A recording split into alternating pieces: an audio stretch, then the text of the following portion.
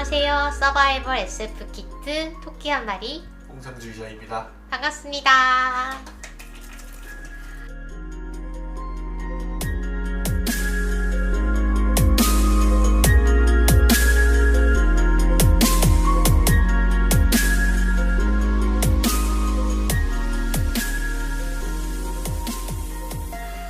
네, 2018년 두 번째 방송이네요. 지난 시간에 저희가 정말 귀한 분, 김초엽 작가님을 모시고 인터뷰를 해봤는데요. 이번 시간에는 한국에도 SF가 있다. 한국에도 SF 소설이 있고, 다양한 SF 콘텐츠가 있다라는 거를 한번 얘기를 해볼까 해요. 그래서 저희가, 이번 시간에는 그렇게 좀 전반적인 얘기를 하고, 이후 이 방송에서는 저희가 한국 SF 중에 한 편이나 두 편을 골라가지고 좀 깊이 얘기를 해보면 어떨까 싶네요. 작가별로 이렇게 다뤄도 좋을 것 같아요. 네, 그래도 좋고요.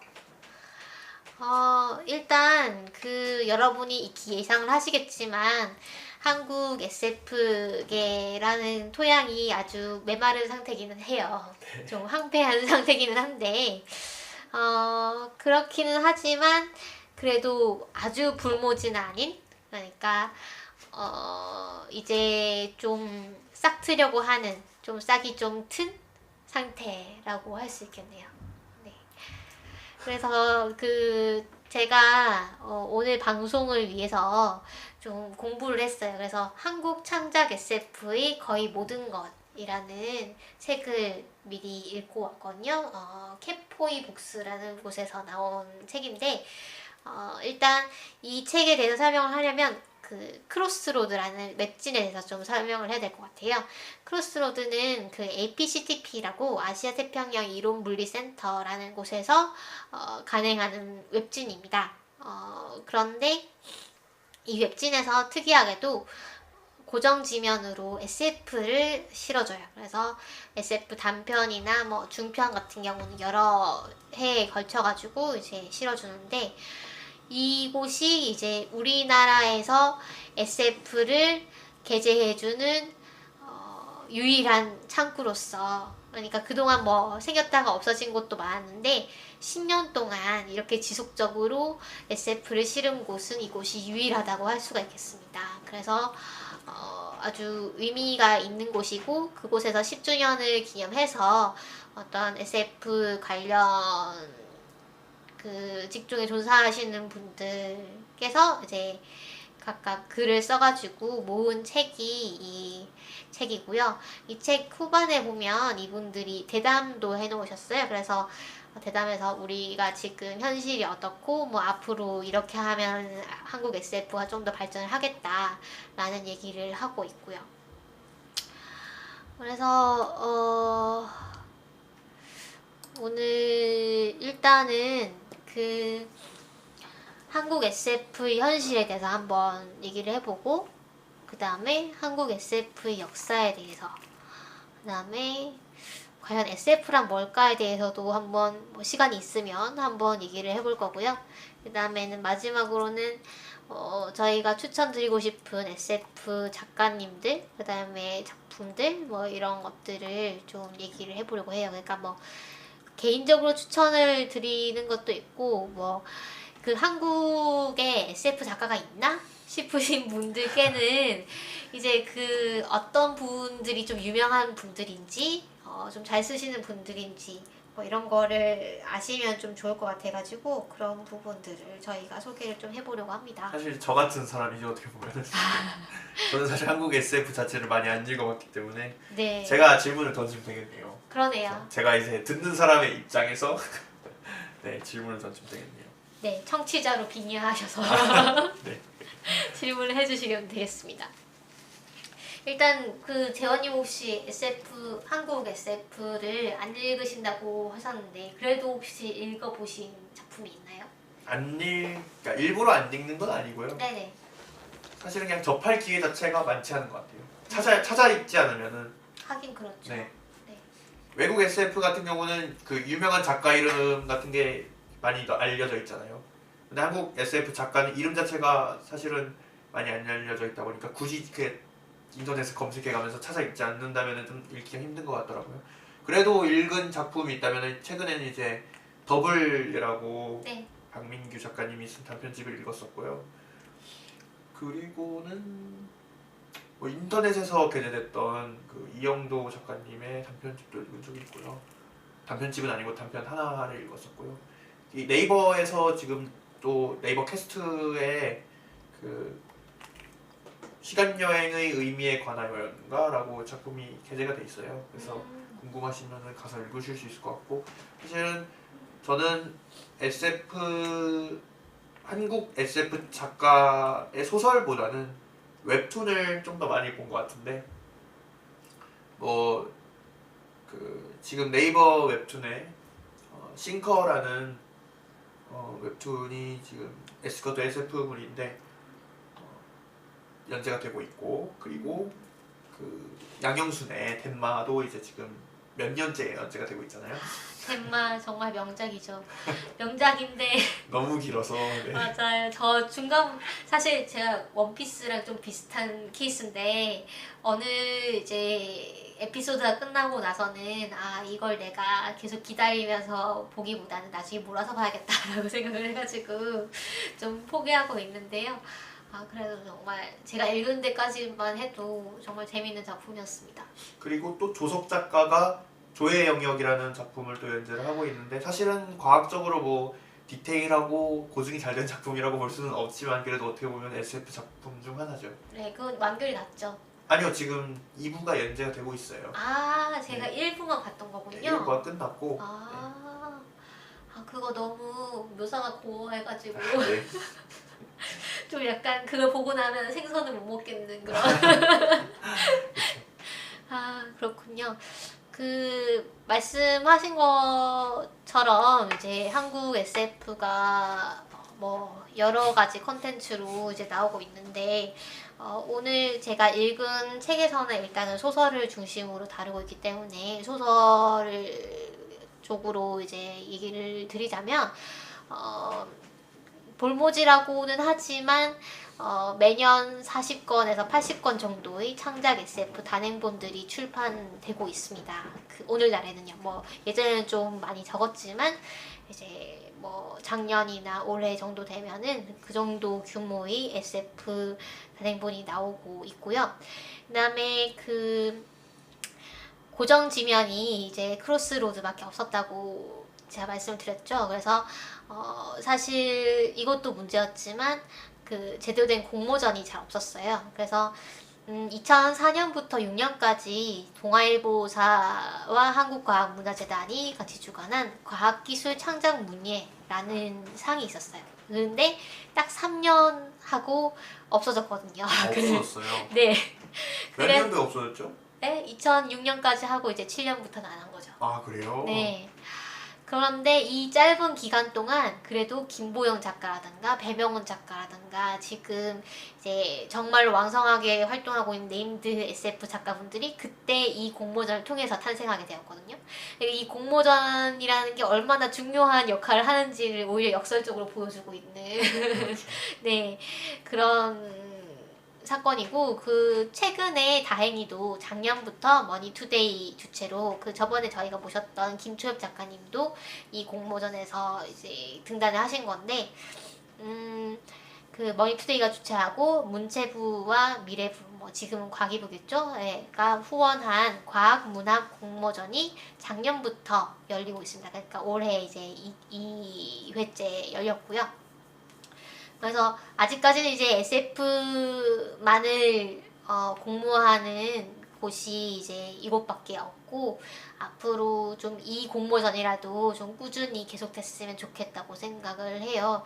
그 저번에 제가 그 SF 작가분들이 나오는 이제 팟캐스트를 한번 들은 적이 있는데 그분들이 그런 말씀을 하시더라고요. 이제 이게 뭐 상금이 그렇게 크지 않아도 괜찮으니까 꾸준히만 계속되면은 그게 오히려 훨씬 더 SF의 이제 SF 작가들을 더 육성하는데 정말로 좋은 영향을 줄 것이다라는 얘기를 하셨어요.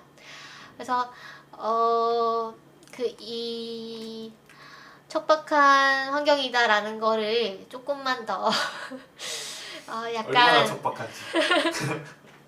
약간 재밌게 표현을 해주신 분이 있어가지고 제가 인용을 한번 해보도록 하겠습니다. 이 한국 창작 SF의 거의 모든 것이라는 책에 나오는 이제 네. 글 중에 임태훈 작가님이 쓰신 부분이에요. 그 공성님이 한번 읽어주시겠어요? 아, 제가요? 네. 잘 안 보이시나요? 초면인 분에게 이 부분이죠? 네. 어떻게 읽어야 되죠? 잠시만요. 그냥 읽어주시면 돼요. 초면인 분에게 직업을 SF 소설가라고 밝히면 대부분 10년째 고시생인 160cm의 남자들 뒷바라지 하려는 여자를 바라보는 표정들을 짓고 난다. 조금 억울하지만 납득이 안 되는 것도 아니다.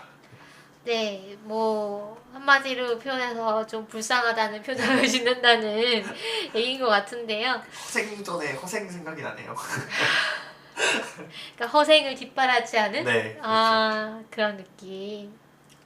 그래서 일단 그 한국 문학계 그리고 출판계 자체가 조금 이제 인터넷의 발달과 각종 매체의 발달로 인해서 많이 타격을 받고 있다는 건 주지 사실이고, 그 중에서도 이제 장르 문학은 그 규모가 작다 보니까 더 많은 타격을 입고 있고, 그 중에서도 SF는 참 많이 약한 그런 장르이고요. 그래서 뭐가 먼저인지 모르겠지만 일단 SF 팬들도 이제 규모가 많이 작고, 그 다음에 그 중에서도 아까 공상님 보시면 아시겠지만 한국 창작 SF를 읽는 팬들은 더 적고, 그리고 한국 SF 작가도 적고, 그러니까 작품도 적고, 그래서 팬이 더 늘기 힘든 그런 악순환을 겪고 있다고. 0.1 곱하기 0.1 곱하기 0.1 곱하기 이렇게 하는 느낌이에요. 뭐 그렇게까지는 아니겠죠? 그렇게까지는 아닐까요? 그런데 어쨌든 그런 상황이라고 할 수가 있겠습니다. 그래도 이 SF라는 장르의 매력 자체는 우리나라에서 충분히 통하고 있는 것으로도 보여요. 예를 들면 최근에 정말 흥행에 성공한 영화들 중에 SF 영화들이 많았잖아요. 예를 들면 마션이라던가 인터스텔라는 정말 대박을 쳤죠. 그렇죠. 네. 우리나라에서 특히 대박을 쳤잖아요. 근데 그게 정말 미스터리예요. 우리나라는 그런가요? SF의 척박한 환경인데 왜 인터스텔라가 그렇게 흥행에 성공을 했을까요? 를 제가 찾아왔더니 사실 크리스토퍼 놀란 맞아요. 감독이 우리나라에서 좀 유명한 맞아요. 분이죠. 네. 그 크리스토퍼 놀란 감독에 대한 우리나라 사람들이 좀 유별난 애정? 네. 애정. 그런 것들이 좀 반영이 된 것도 있고, 또 약간 이것도 뭐 문제라면 문제일 수 있는데, 과학이라는 거를 좀 학습해야 될 거, 배워야 될 거라고 생각하는 좀 강박이 있다 보니까 그 애들을 데리고 공부시킬 겸 가서 봤다는 경우도 한국해버렸다. 네, 그런 경우도 많이 있었다고 해요. 근데 사실 우리나라에서 흥행한 SF 영화는 다 외국 작품이잖아요. 그렇죠. 네, 우리나라 작품은 다 천만 관객 영화. 천만 관객 영화. 네, 네. 그냥 뭐 감동적이고 그 가족 얘기 나오고 이런 그렇죠. 작품들이라 다 틀에 박힌. 그렇죠.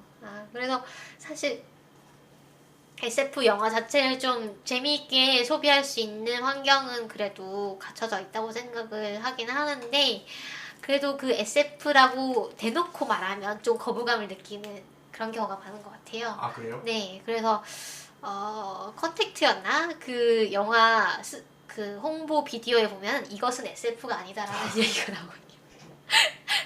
제가 컨택트였는지 인터스텔라였는지 모르겠는데 하여튼 그 영화 트레일러에 그렇게 나오고. SF면 어때서? 그러니까요. 그리고 또 그 책의 경우도 SF인데 SF라고 분류를 하지 않고 일부러 내놓는 책들도 있다고 하더라고요. 그래요? 네. 그래서 그런 부분들이 작품들이 좀 인식 개선만 좀 이루어지면 사실 충분히 재밌게 즐길 수 있는 작품들이고 좀 희망이 있지 않을까. 그래서 좀 아까 말씀하신 것처럼 그 웹툰이라던가 뭐 영화라든가 드라마라든가 이런 쪽에서 좀 확장을 하면 좀 길이 보이지 않을까라는 게 이 책의 대단 부분에도 있었어요. 그래서 이 대단 부분에서 좀 제가 흥미롭게 봤던 부분은 청소년 SF 작품을 내야 된다라는 얘기였거든요. 왜냐하면 여기 나온 분들이 다들 SF 덕후신데 그 보통 청소년기에 SF를 접한 다음에 충격을 받고 팬이 된 경우가 많더라고요. 그래서 이 청소년기에 사실 저만 해도 제가 한창 이제 그 감수성이 예민할 시기에 들었던 음악을 지금도 듣거든요. 네, 그런 것처럼 좀 그때 당시에 뭔가 각인이 깊게 되면은 그에 대해서 좀 꾸준히 좋아할 가능성이 높아지는 것 같아요. 그래서 청소년용 SF 작품을 내자라는 얘기가 있었고 제가 찾아보니까 다행히 청소년 SF 작품이 최근에 나오고 있어요. 올해만 해도 2권이 나왔었고 두 권이 장편으로요? 단편집이었어요. 단편집으로요? 네. 청소년 대상 SF 단편집이 하나, 그 다음에 좀 약간 교양서적 겸 SF 단편집이 하나 있었는데 이따가 좀 자세하게 설명을 드릴게요. 그 다음에는 이제 그 웹툰을 끌어들이자. 뭐 SF 웹툰들이 많고 인기도 많은데 이 웹툰들도 SF 콘텐츠로서 확실히 인정을 하고 좀 우리가 같이 홍보를 하면 좋겠다 뭐 이런 얘기가 나왔었거든요. 그래서 여기 보면 과학하고 앉아있네라는 그 팟캐스트를 하시는 파토 원정호 대표님이 어떤 인디 음악가세요. 그래서 1세대 인디 음악가신데 지금은 과학 커뮤니케이션 일을 하고 계시지만 정말 다재다능하신 분이죠. 근데 이분이 이제 인디 뮤직의 중흥을 좀 이끌고자 했는데 실패를 했다고 하십니다. 그래서 이 경험에 미뤄봤을 때 SF 장르의 저변을 확대하기 위해서는 너무 심각하게 이건 SF고 이건 아니고 뭐 정말 진짜 SF는 이래야 되고 뭐 이렇게 얘기를 좀 심각하게 나가기보다는 좀 더 대중적인 접근이 필요하지 않나라고 얘기를 하셨어요. 그래서 그런 부분 뭐 저도 어느 정도 동의를 하는 부분이고요. 사실 SF 팬들은 베르나르 네. 그 사람 책을 SF라고 하면 되게 기분 나빠하는 경향이 있거든요. 아 그래요? 네, 그러니까 그 사람 책은 좀 진짜 SF가 아니다라는 식으로 생각하는 그런 분들도 많기는 한데 그럼에도 불구하고 그런 베르는 정말로 많이 읽히잖아요. 아주 인기 좋고 그래서 이렇게 그분도 우리나라에서 특히 인기가 많죠. 그렇죠. 정말 신기하죠? 네. 그래서 이런 좀 그 진입장벽이 낮은 작품들이 많이 나오고 그 다음에 그 작품들 통해서 또 본격 SF로 입문하는 사람들도 좀 많아지면 좋을 것 같다는 생각도 드네요. 그래서 그러면 이제 저희가 다음으로 넘어가서 한국 SF 역사에 대해서 좀 얘기를 해볼게요. 사실 제가 지금 저만 이 책을 읽었기 때문에 너무 저만 얘기를 하는 것 같은데 제가 좀 보고 읽을까요? 네, 이거는 공상님도 뭐 수업에서 들으셨다면서요? 네. 네, 좀 설명을 해주시죠. 그 한국 최초의 SF라고 볼 수 있는 작품이 해저 여행 기담이라는 그렇죠. 작품이죠. 네. 예, 해저 이만리를 번역을 한 건데 해저 이만리는 영국 소설이었나? 그럴 거예요. 네, 이게 줄 베른의 소설이죠. 맞아요. 네. 그 일본에서 번역해 들어온 게 우리나라를 통해서 중역으로 들어온 건데 이거 말고도 이제 철세계라고 이것도 이제 인도 황녀의 5억 프랑이라는 줄 베른의 작품을 중역을 한 건데 제가 듣기로는 이 작품이 중역을 해서 굉장히 원문과 차이가 많이 난다. 거의 창작을 다시 한 수준이다라고 들었어요. 읽어보진 않아서 제가 중역을 한 거를 지금 읽어볼 뭐 가능성은 거의 없을 것 같고요. 아무튼 내용이 완전히 다르다라고 들었고요. 그 다음에는 이제 잠시 말씀드리자면 그 해저여행 기담이 1907년 작품이고 그다음에 이해조의 철세계가 1908년 작품입니다. 네. 그 다음에는 쭉 뛰어넘어서 1925년에 되면은 박영희 작가가 이제 카렐 차펙의 로숨의 유니버설 로봇을 번역해서 이제 개벽이 그 잡지죠. 네. 문학 잡지에 이제 번역해서 연재를 했어요. 이게 무슨 내용이더라?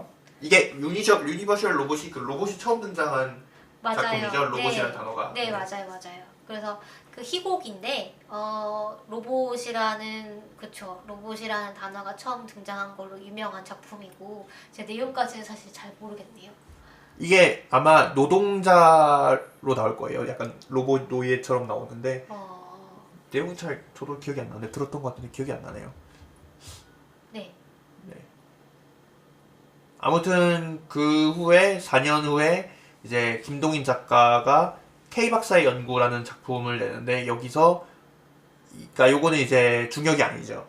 네, 번역이 그러니까 아니라 창작이죠. 네. 지금까지의 이제 작품들은 그 기존의 어떤 작품이 있고 그걸 번역하거나 뭐 반쯤 창작했다고 해도 어쨌든 원한이 있는 작품들이었는데 정말로 창작 SF 작품 중에 가장 그 최초의 한국 SF가 뭔지에 대해서는 사실 아직 밝혀지지 않았다고 합니다. 아, 그래요? 네, 그 한국 SF 자체에 대해서 관심이 또 쪘다 보니까 한국 SF를 연구를 본격적으로 하기 시작한 것도 2010년도 정도가 돼서야 연구를 하기 시작했다고 해요. 그래서 이 부분에 대해서도 사실 확실히 밝혀지지 있지는 않지만 가장 유력한 후보가 김동인 작가의 작품이죠.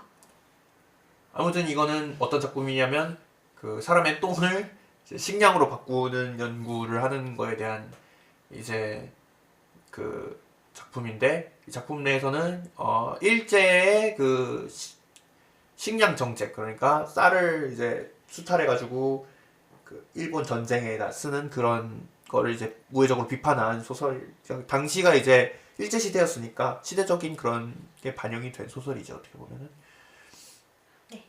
그래가지고 또 이제 쭉 뛰어 넘어가지고 1955년이 나오는데 사실은 그 한국 SF 자체가 약간 어른이 읽는 소설이라는 그 시각이 생긴 것 자체가 얼마 안 됐잖아요. 장르 소설 자체가 보면은 셜록 홈즈도 보면은 제가 초중 학생들이 셜록 홈즈를 읽을 때는 그 잔인한 장면 같은 거 다 빼고 맞아요. 그런 약간 아동을 위한 무슨 맞아. 셜록 홈즈 그런 책 읽었어요. 아동 추리 전집 막 이런 네네. 식으로. 네, 그 보면은 저도. 잔인한 장면 하나도 없고 그 셜록 홈즈 사실 본편 보면은 당시 유럽의 생활상이라던가 아편구이라던가 엄청 세세하게 나오잖아요. 그렇죠. 근데 저는 나중에 셜록 홈즈를 볼 때 굉장히 충격을 먹었거든요. 아니 이게 이런 소설이었어 이러면서. 셜록 홈즈 네. 이렇게 약물 중독자였다는 이런 거. 근데 우리나라로 들어오면서 이런 장르 소설은 이건 애들이 읽는 거다라는 생각이 있어가지고 다 빼고 번역을 했거든요. 그래가지고 당시에 1955년에 한낙원하고 안동민 작가가 아동을 대상으로 이제 SF를 제작했는데 그 독자 대상이 다 아동이었던 거죠. 네. 그 후로도 번역되는 작품은 다 거의 다 아동을 대상으로 번역이 된 거고요. 네, 그렇죠. 그다음에 계속 그럼에도 불구하고 이제 65년도가 되면 주간 한국이라는 곳에서 장편 추리 소설 공모를 하면서 문윤성 작가의 완전사회라는 SF를 당선작으로 배출하게 됩니다. 그리고 학생과학이라는 곳에 SF 구성집이 많이 생겼다고 하네요. 그래서 65년도를 좀 아주 뜻깊은 해로 보는 그런 시각도 있다고 합니다. 그래서 그렇게 사실 이 SF의 맥이라는 게 정말 끊길 듯 끊기지 않는 그런 식으로 아주 희미하게 이어져 오다가 1987년에 드디어 기념비적인 작품 나왔죠. 네. 네. 제가 얘기할까요? 예. 복거일 작가의 비명을 찾아서. 네, 비명을 찾아서. 어떤 작품이죠? 대체 역사 소설이죠. 네. 네, 대체 역사 소설이고 그 필립 K 딕의 높은 성의 사나이를 보고 좀 모티브를 받았다고 작가 본인도 얘기를 했다고 들었는데, 그러니까 우리나라가 일제 시대에 독립이 되지 않았다면. 이라는 설정으로 진행된 작품이고 사실 이런 비슷한 설정으로 그 2009 로스트 메모리즈라고 혹시 영화 보셨나요? 아니요. 장동건이 나오는 영화인데 이 영화도 이런 설정으로 진행된 영화거든요. 이제 그 독립이 안 돼가지고 뭐 예를 들면 광화문에 그 이순신 동상이 있는 곳에 이토 히로부미 동상이 있고 뭐 월드컵에 뭐 이동국이 일장기가 박힌 그런 유니폼을 입고 나와가지고 이제 뭐 환호하고 뭐 이런 장면들이 막 지나가요.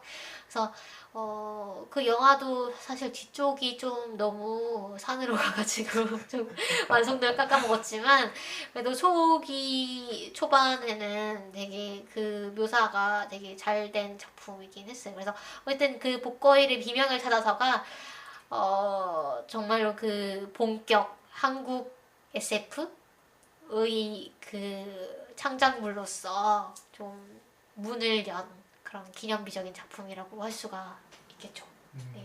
네. 그 외에도 이제 80년대 말에는 PC통신 연재소설이 이제 최초의 PC통신 연재소설이 있었는데 그게 SF였죠. 네. 그래서 그러니까 뭐 PC 통신이니까 좀 이제 처음으로 온라인이라는 세계가 열린 거죠. 그리고 거기서 연재를 하려면 그래도 SF 소설이 좀 어울리지 않았을까요? 그래서 그런지 모르겠는데 이성수의 아틀란티스 광시곡이라는 작품이 1989년. 저는 사실 PC 통신이 이때 있었는지 몰랐어요. 89년도에. 그래서 90년대 89년도면 몇 살이셨어요? 저는 나이를 밝혀야 되나요? 하여튼 되게 어렸습니다. 저는 이때 없었기 때문에. 그런가요? 네. 저는 태어나긴 했었고요. 네. 저는 386, 486 뭐요 이럴 때. 저희 때도 그랬어요. 제가 초등학교 2학년 때 486 컴퓨터를 저희 집에 들여왔거든요. 네, 그래서 저는 윈도우즈는 있었어요. 윈도우즈 98이었나? 저는 윈도우 3.1부터 써봤어요. 네, 어쨌든. 그랬었고요. 그 다음에 이제 97년도에 듀나라는 분이 등장하죠. 네. 이분도 유명하죠. 네, 이분이 이제 SF 소설의 그 제2기를 열었다고 볼 수가 있을 것 같습니다. 네. 이분을 필두로 해서 지금의 SF 소설계가 뭔가 이렇게 만들어졌다고 해도 좀 과언이 아닐 정도로 정말 막대한 영향을 끼쳤던 그런 분이죠. 지금도 왕성하게 활동을 하고 계시고요. 저는 그 크로스로드 웹진 단편집에서 하나를 읽었거든요. 네. 제목이 뭐더라? 제목 기억이 안 나네요. 네. 그게 그 무슨 다른 행성에 가가지고 네. 테라포밍을 하는 그런 사람의 이야기인데 그 사람이 이제 너무 멀리 떨어진 곳에 있으니까 다른 행성에 있으니까 그 통신 같은 것도 잘 못해요. 가지고 통신이 그러니까 빛의 속도로 통신을 하니까 몇 년씩 그 렉이 있는 거예요. 네. 그래가지고 그 유행하는 그런 드라마를 자기는 이제 몇 년 뒤에 받아보는 거예요. 아이쿠. 네. 그런 내용이에요. 그 약간 별의 목소리 생각나고 그러네요. 그 별의 목소리라고 네. 일본 애니메이션인데 신카이 마코토 감독의 작품이고 초기작이죠. 초기작이고 거기 보면은 이제 그 한 커플이 떨어지게 되는데 여자애가 군대에 축출돼가지고 그 우주에 싸우러 나가요. 그래서 자꾸 워프를 하면서 점점 지구랑 멀어지면서 문자 메시지를 보내는데 이게 가는데 시간이 엄청 많이 걸리게 되는 거예요. 점점 그 시간 갭이 길어지면서. 그래서 뭐 한번 메시지를 보냈는데 몇 년 뒤에 도착하고 이런 식으로 그 사이에 이제 지구에 있는 남자애는 여자애를 기다리다가 지쳐가지고 이제 좀 포기를 해야 되나 하고 생각을 하고 있으면 문자가 그때 딱 오고 뭐 이런 식으로. 네. 그 소설에서 그 행성의 설정도 굉장히 재밌거든요. 네. 행성의 기체가 밀도가 굉장히 높아가지고 그 바다예요. 땅이 없고 땅이 굉장히 적고 바다에다가 그 기체 밀도가 굉장히 높아가지고 거의 모든 생물들이 날아다니는 걸로 나오거든요. 호호. 그러니까 사실은 생물이 없는데 사람이 거기다 생물을 풀어놓은 거예요. 아하.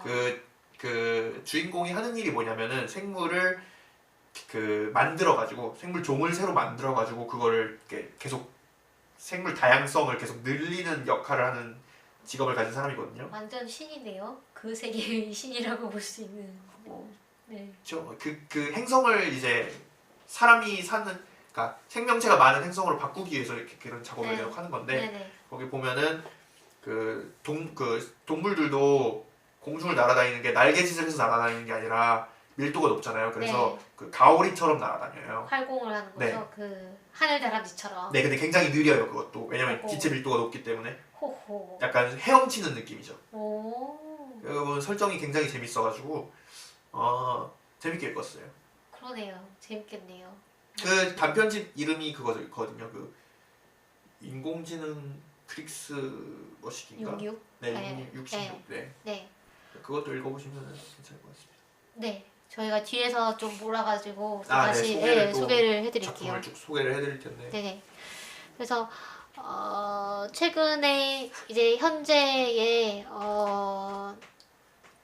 작가님들이 뭐 많이 활동을 하고 계시는데 예를 들면 김보영 작가님, 박민규 작가님, 뭐 배영 작가님, 뭐 정소연 작가님, 배미주 작가님, DCDC 작가님 뭐 이런 분들이 현재 그 우리나라의 SF 씬을 구성하는 작가님들이라고 할 수가 있겠습니다.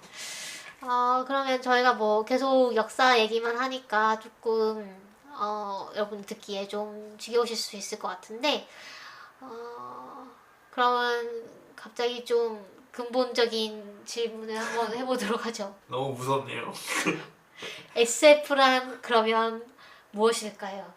어, 이 질문이 좀 생뚱맞게 느껴지실 수 있을 것 같은데 사실 우리가 이 서바이벌 SF 키트라는 방송을 하면서 좀 한번 짚고 넘어가고 싶었던 질문이기도 하고 그다음에 우리가 SF 역사라든가 우리나라 SF의 뭐 현실이라든가 이런 거를 얘기를 할 때 그 SF가 뭐고 뭐 그러면 SF가 아닌 거는 뭐고 이런 거에 대해서 뭐 최소한의 구분을 해야 이런 얘기를 할 수가 있잖아요. 그래서 이런 얘기를 해보는 것도 뭐 재밌을 것 같아서 한번 해보려고요.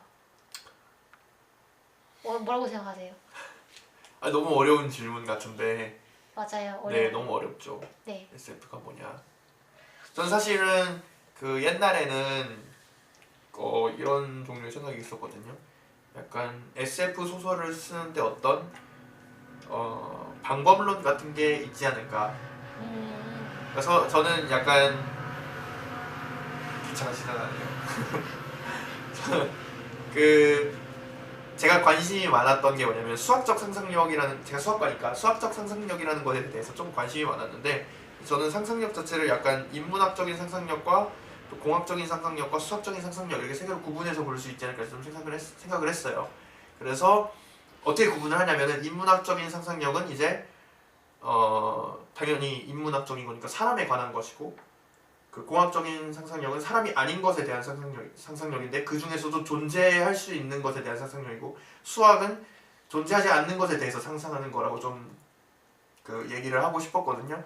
그런데 그 최근에 또 작품을 이렇게 읽으면서 보니까 사실은 SF라고 해도 굉장히 그 과학적인 상상력을 안 쓰고 인문학적인 상상력을 쓰는 작품도 굉장히 많거든요. 그리고 수학적인 상상력 자체도 뭔가 이렇게 제가 말하는 수학적인 상상력 자체도 응용을 할 수 있고 그래가지고 보니까 읽다 보니까 어떻게 보면은 일관된 방법론 자체는 좀 없는 것 같다라는 생각이 들더라고요. 사실 그런 게 있다고 생각하는 것도 굉장히 약간 그 순진한 것 같아요. 네이버한 것 같아요. 그러네요. 그때 들었던 건 그 전에 생각했던 건 뭐냐면은 약간 그 던지는 질문이 일반적인 고전 소설이랑 SF 소설이랑 다르지 않을까라고 생각했거든요. 던지는 질문과 대답하는 방식. 인문학적인 그런 거는 이게 가능한가라고 물어보고 그것이 아니다, 그렇다 혹은 아니다라고 대답을 한다면은 SF 소설은 이게 왜 불가능한가, 이건 가능해라고 대답을 한다고 좀 생각을 했거든요. 네.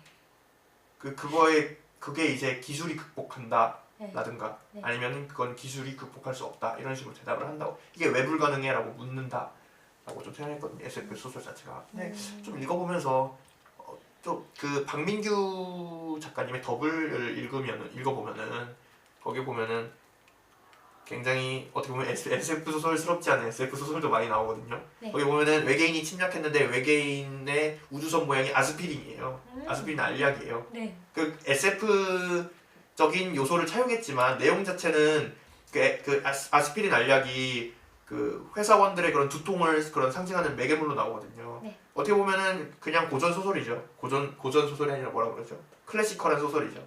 그냥 순수 문학? 네네. 네. 그냥 SF적인 요소를 차용한 그 사이에 있는 그런 소설이잖아요. 네. 그런 걸 보면서 그렇죠. 어떻게 보면은 굉장히 구분하기가 힘들다라고 생각이 들었어요. 네, 그렇죠.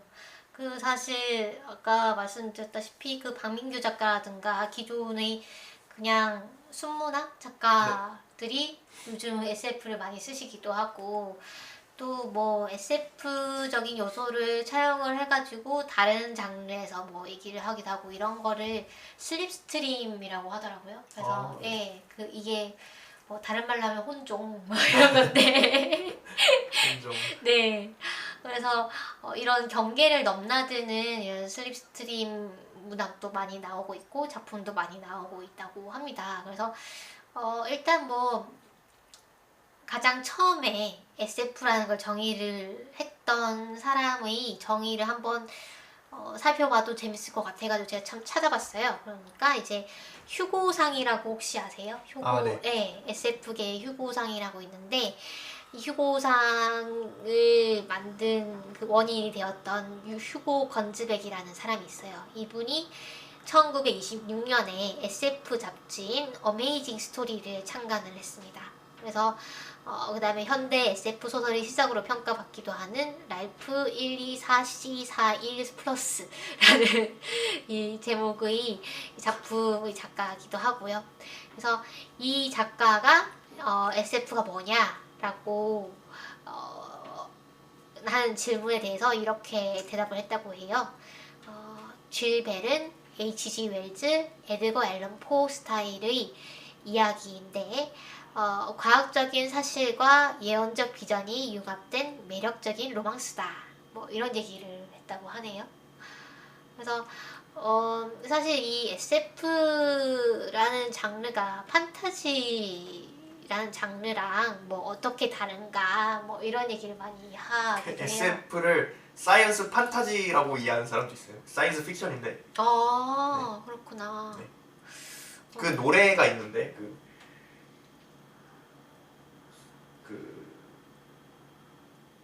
기억이 안 나는데 기억나면 말씀드리겠습니다. 예, 알겠습니다. 그래서 뭐 이 판타지와 SF 경계에 대해서도 사실 논의가 분분할 수 있을 것 같아요.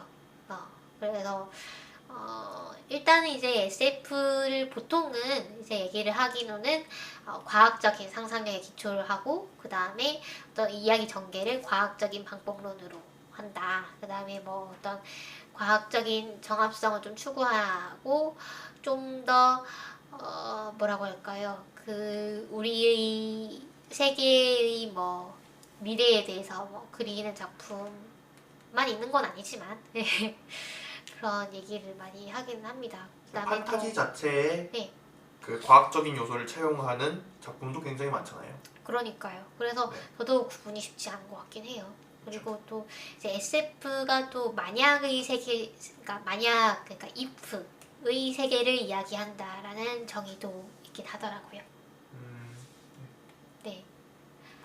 그래서 SF가 사실 그 어떤 우리 세계와 다른 세계를 설정하고 그 세계를 조형하고 그런 작품이긴 하지만 또 현실과도 많이 닿아 있는 작품이라고 생각을 해요, 저는. 왜냐하면 사실 SF가 어떤 사회의 문제를 드러내거나 사회를 풍자하는 목적으로도 많이 쓰여졌고, 그런 경우에 SF는 우리 사회의 문제를 좀 더 선명하게 드러내기 위해서 어떤 다른 세계를 설정하는 걸로 보이거든요. 그래서 어떤 우리의 세계를 좀 다른 세계에 비추어 봄으로써 좀 그 문제를 선명하게 볼 수 있는 장치를 SF라고 볼 수도 있을 것 같기는 해요. 근데 꼭 다른 세계에 기초하는 건 아닌 것 같아요. 그 엘전원을 위해 꽃을인가? 네, 그 작품도 어떻게 보면 SF잖아요. 그렇죠. 근데 그 작품은 사실은 그렇게 판타지적이진 않거든요. 굉장히 현실에 기초하고 있고 저는 뭐 쥐가 그렇게 똑똑해질 수 있다는 것 자체가 뭐 판타지이긴 하잖아요. 근데 그게 어떻게 보면은 배경 자체가 그 엄청나게 먼 미래를 상상하고 있는 것도 아니고 그 기술 자체가 뭐 불가능하다라고 우리가 얘기할 수 있는 것도 아니잖아요. 저는 그게 굉장히 리얼리스틱한 사이언스 픽션 그런 장르 자체를 만들 수 있지 않을까 모아볼 수 있지 않을까 생각을 했거든요. 네. 그래서 저는 약간 그 리얼리스틱하지 않다 자체가 약간 과학 소설의 요소가 아니라고 생각을 해요. 그럴 수 있죠. 네. 네. 저도 그렇게 생각을 해요. 제가 아까 말했던 다른 세계라는 거는 사실 뭐 완전히 다른 세계일 수도 있지만 그냥 일부분이 다른 세계일 수도 있다고 생각을 해요. 그렇죠. 그래서 아까 말씀하신 것처럼 그 애전원에게 꽃을이라는 작품도 정말 재밌는 작품인데 이 작품에서는 좀 지능이 떨어지는 주인공이 어느 날 수술을 받고 나서 엄청나게 천재가 돼요. 그럼으로써 이제 일어나는 일들이잖아요. 네. 그러니까 그런 기술이 있는 세상을 이제 가정을 하고 뭐 전개가 되는 작품이기는 해서 네 그러네요. 그러면 여러분도 혹시 뭐 SF를 읽어보셨다면 이 SF들은 뭐 어떤 공통점을 가지고 있는지 아니면 어떤 작품을 봤을 때 어떤 이걸 SF라고 볼 수가 있을지 뭐 이런 거에 대해서 한번 생각해 보시는 것도 재밌을 것 같아요. 근데 사실 그 경계에 우리가 뭐 꼭 그렇게 사로잡힐 필요는 없을 것 같기는 한데 그렇죠. 그래도 우리가 지금 SF를 다루고 있고 어떤 SF라는 장르를 좋아한다라고 얘기를 했을 때는 나는 이런 이제 어떤 머릿속에 그리는 이미지가 있을 거잖아요. 그래서 그런 걸 한번 생각해 보는 것도 괜찮을 것 같습니다. 그래서 저희가 이제 그 SF 우리나라 SF들을 좀 추천을 해드리려고 하는데요. 일단 말씀드리고 싶은 거는 최근에 SF를 상당히 많이 내는 SF 전문 출판사가 생겼어요. 아주 고마운 고마운 출판사인데 아작이라고 2015년도에 처음 등장했고 수십 건의 SF를 지금까지 발간을 했다고 합니다. 그래서 한국 창작 SF 작가들의 작품도 정말 많이 출간이 되고 있고 사실 아까 말씀드렸다시피 이제 SF 시장이 워낙 메말랐기 때문에 절판된 책들이 정말 많습니다. 네, 찾아보면 좀 진짜 한 5년, 10년 정도 전의 작품도 절판된 것들이 되게 많아요. 우리나라 작품들만이 아니라 외국 작품들도 네. 나왔다가 몇 년 뒤에 막 절판되고 적어도 살려고 했던 책이 있었거든요. 아, 네. 그 어슐러 르긴의 이름이 기억이 안 나는데 살려고 했는데 그 절판돼가지고 못 샀어요. 아이고. 네. 정말 그럴 때 너무 안타깝지 않나요? 맞아요. 내가 몇 년 전에 이걸 알았더라면.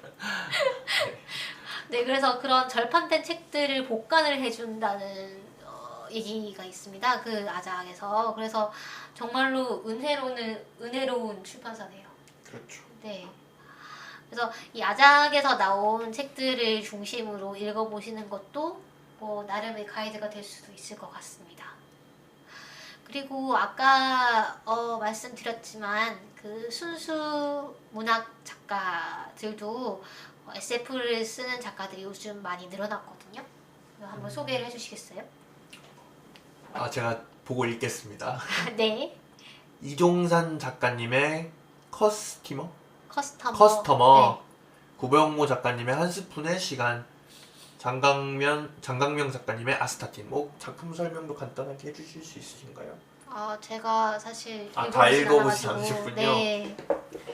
뭐 이영도 작가님의 카이와 판 놈의 번역에 관하여, 별뜨기에 관하여. 뭐 이영도 작가님은 그 판타지 문학으로도 굉장히 유명하시죠. 사실 이제 판타지가 본진이고 네. 이제 SF는 좀 가끔씩만 쓰시는 것 같고요. 네. 네. 근데 이제 이영도 작가님도 SF 장르에 애정이 있으신 것 같아요. 그래서 좀 많은 작품을 쓰진 않으시지만 가끔 이렇게 써주시더라고요. 네. 그리고 뭐 박민규 작가님의 깁. 네, 이분 그 깁은 저도 이걸 봤는데요. 상당히 재밌는 작품이었어요. 네, 좀 본격 SF 같은 작품인데 깁이라는 게 이제 깊이, 뭐 깊다, 뭐 이런 데서 나온 그 말인 것 같은데 더 깊이 내려가려는 잠수부들이 얘기예요. 그래서 자기 몸의 혈액을 이 높은 압력에 버틸 수 있는 그런 혈액을 점점 대체해가면서 점점 더 밑으로 내려가는 그런 내용이거든요. 사실 이 점점 더 밑으로 내려가려는 욕망이 사실은 우리 왜 에베레스트 등반 하잖아요. 점점 더 높이 올라가려는 욕망이랑 좀 닮아 있는 것처럼 보였어요. 네.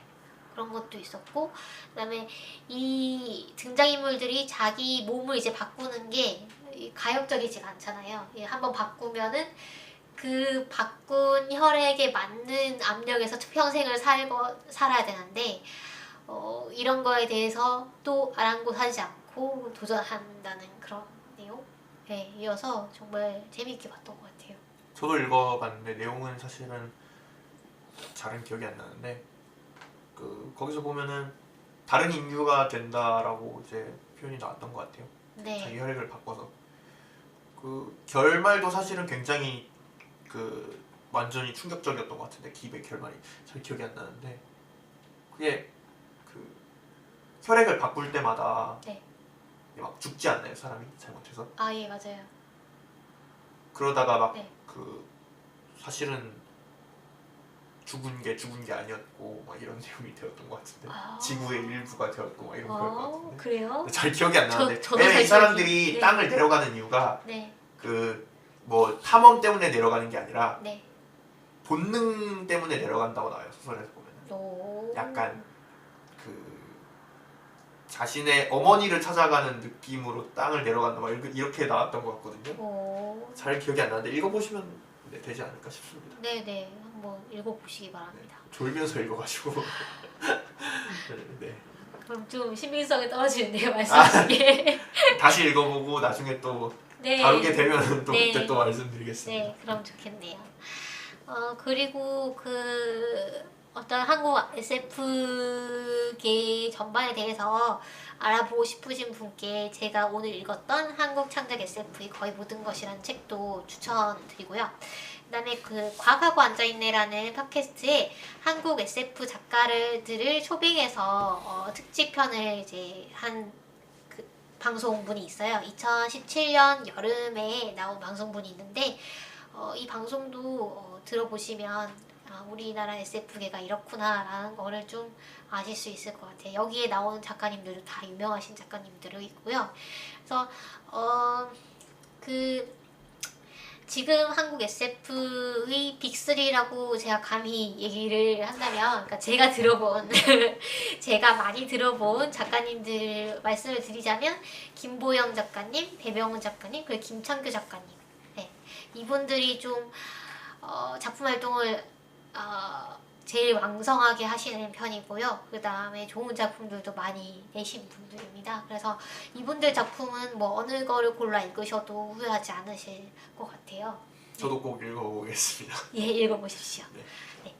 그래서 이분들 작품을 저도 즐겨 읽는데요. 특히 좀 재밌는 작품이 배병훈 작가님의 청혼이라는 작품이랑 김보영 작가님이 당신을 기다리고 있어 라는 작품이 둘 다 이제 청혼하는 그런 프로포즈하는 작품이에요. 특히 김보영 작가님의 이 작품은 어떤 커플이 작가님한테 의뢰를 했다 그래요.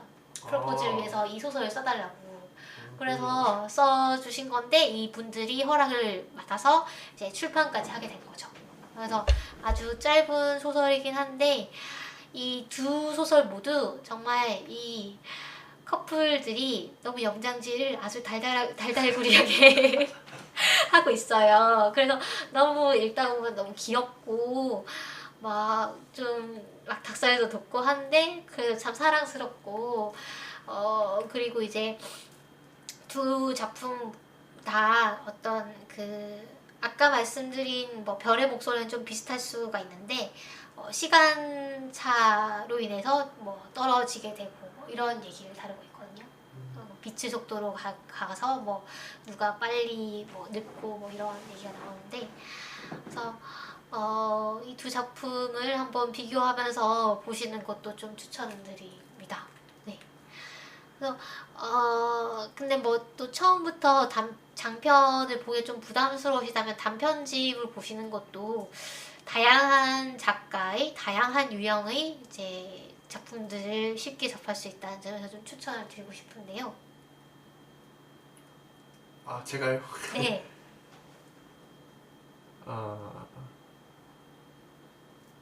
크로스로드에 실린 SF 엔솔로지 이 부분 말씀하시는 거죠? 네네, 엘터너티브 드림, 앱솔루트 바디는 저도 들어본 것 같은데 네, 죽은 자들에게 구하라, 목격담, UFO는 어디서 오는가, 그리고 제가 아까 말씀드린 인공지능 크릭스 66, 드림 플레이어, 유 로봇 뭐 이런 것들. 네. 그 크로스로드에 실렸던 SF들을 묶은 그런 책들입니다. 그래서 다양한 작가들의 작품들이 실려 있고요. 그래서